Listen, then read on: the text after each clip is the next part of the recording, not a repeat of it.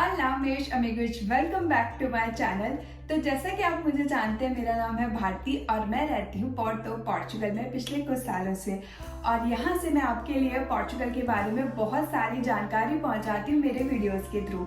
और इस वीडियो में मैं बात करने वाली हूँ pros of living in Portugal, यानी कि पोर्चुगल में रहने के क्या फ़ायदे हैं या इन जनरल यूरोप में रहने के क्या फ़ायदे हैं। और क्योंकि मैं इंडिया से आती हूँ, जैसा कि मेरे नाम से क्लियरली पता लगता है, तो मेरा इंडियन पर्सपेक्टिव होगा। इसमें मैं कहीं इंडिया की बुराई नहीं कर रही हूँ, लेकिन कुछ चीज़ें हैं जो मैंने यहाँ पर ऑब्जर्व की है, तो वो मैं आपके साथ में शेयर करूँगी, जिससे आपको क्लियर पिक्चर मिल जाएगा कि पोर्चुगल के लोगों से, इस कंट्री से आप क्या एक्सपेक्ट कर सकते हैं। और मैं इसमें सिर्फ प्रॉस, कुछ अच्छी बातें बताने वाली हूँ, लेकिन आने वाली वीडियोस में मैं पूरी कोशिश करूँगी कि आपको यहाँ के कॉन्स, यहाँ पर क्या डिफेक्ट्स है, क्या डाउन साइड्स है, वो भी बताऊँ। तो चलिए वीडियो को स्टार्ट करते हैं। तो सबसे पहले क्वालिटी ऑफ लाइफ। यहाँ पर एयर पोल्यूशन और नॉइस पोल्यूशन इतना ज़्यादा नहीं होता है। जैसे कि अगर मैं बात करूँ मॉर्निंग टाइम पर या इवनिंग टाइम पर, जब पीक आवर्स होता है, लोग स्कूल कॉलेज ऑफिस जाते हैं, उस वक्त ट्रैफिक होता है, लेकिन ट्रैफिक में भी कोई हार्डली हॉर्न बजाता है, तो बहुत ही शांति से चल रहा होता है सब कुछ। और घर पर भी काफ़ी शांति होती है।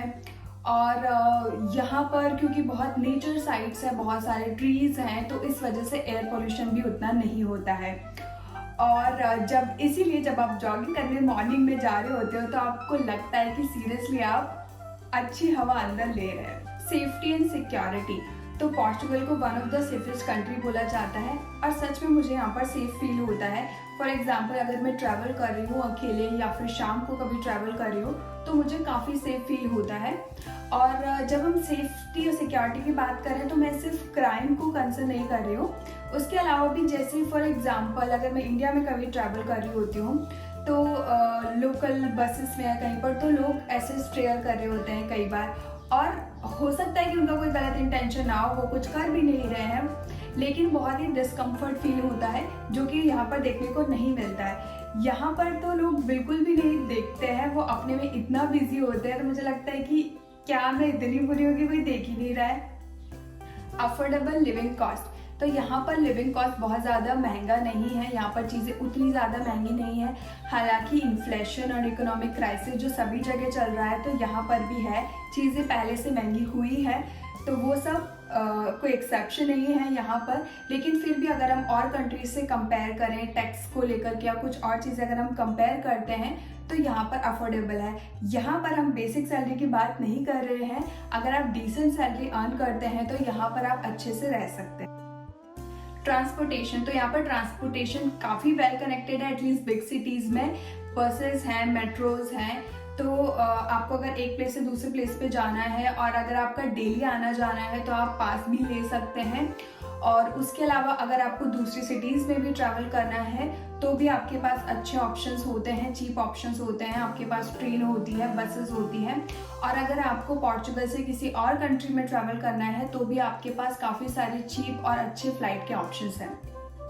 रेजिडेंसी बेनिफिट्स, तो यहाँ पर जब आपको रेजिडेंसी मिल जाती है, परमानेंट नहीं, अगर आपको टेम्परेरी रेजिडेंसी भी मिल जाती है, तो आपको बहुत सारे फायदे मिलते हैं जो एक सिटीजन को मिलते हैं।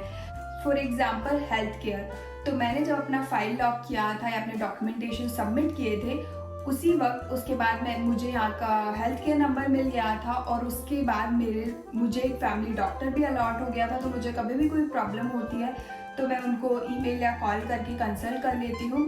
तो यहाँ पर कंसल्ट डॉक्टर को करना फ्री हो जाता है, और मेडिसिन के आपको पैसे पे करने होते हैं।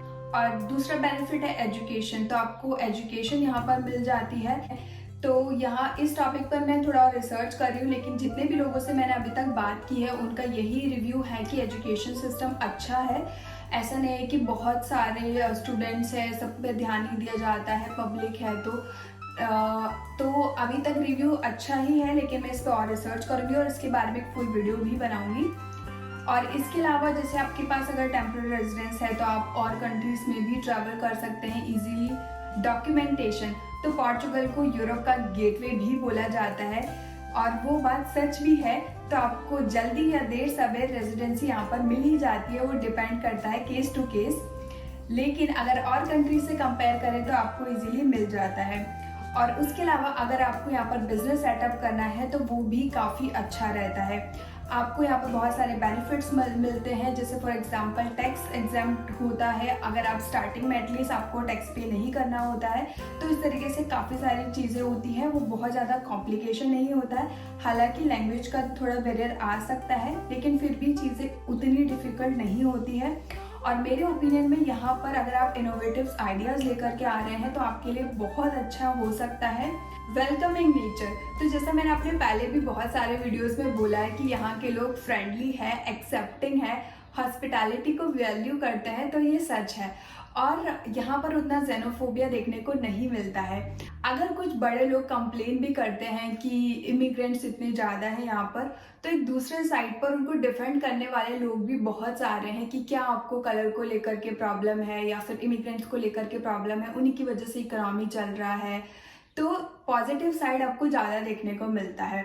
इसके अलावा यहाँ के कल्चर में एक और चीज़ अच्छी है, थोड़ी स्ट्रेंज है, कि यहाँ पर अगर एक ही बिल्डिंग में फॉर एग्जाम्पल आप रहते हैं तो आपको आते जाते लोग बोलते हैं बोन दिया बहुत आर्ट, इस तरीके से। तो आपको ऐसा लगता है ये मुझे जानते हैं, लेकिन ऐसा नहीं भी, अगर आपको नहीं भी जानते हैं तो वो आपको ग्रीट करते हैं।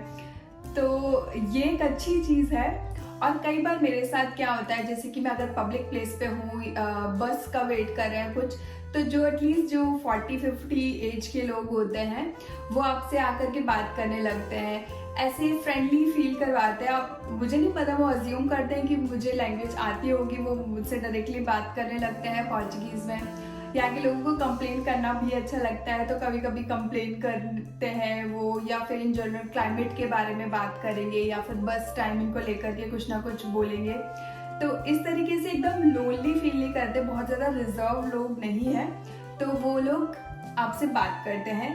वाइब्रेंट कम्युनिटी, यानी यहाँ पर बहुत सारी कंट्री से लोग रहते हैं, अलग अलग कम्युनिटी के, अलग अलग कंट्री के, क्योंकि पोर्चुगल ने बहुत सारे लोगों को अट्रैक्ट किया है गोल्डन वीज़ा के थ्रू और वीज़ाज़ के थ्रू, और इसीलिए अब यहाँ पर इंडियंस और एशियंस भी काफ़ी सारे देखते हैं। आपने मेरे वीडियोस में देखा होगा कि इंडियन स्टोर पर मैं जा रही हूँ, इंडियन रेस्टोरेंट में जा रही हूँ, तो इसीलिए यहाँ पर बहुत सारे लोग हैं और जिनसे आप काफ़ी कुछ सीख सकते हैं और काफ़ी कुछ आपको पूरा एक इंटरनेशनल एनवायरनमेंट मिल जाता है। फेस्टिवल, कल्चर, म्यूजिक, एक्टिविटीज़, तो यहाँ पर बहुत सारे फेस्टिवल सेलिब्रेट होते हैं, यहाँ के लोग बहुत ज़्यादा इंजॉय करते हैं।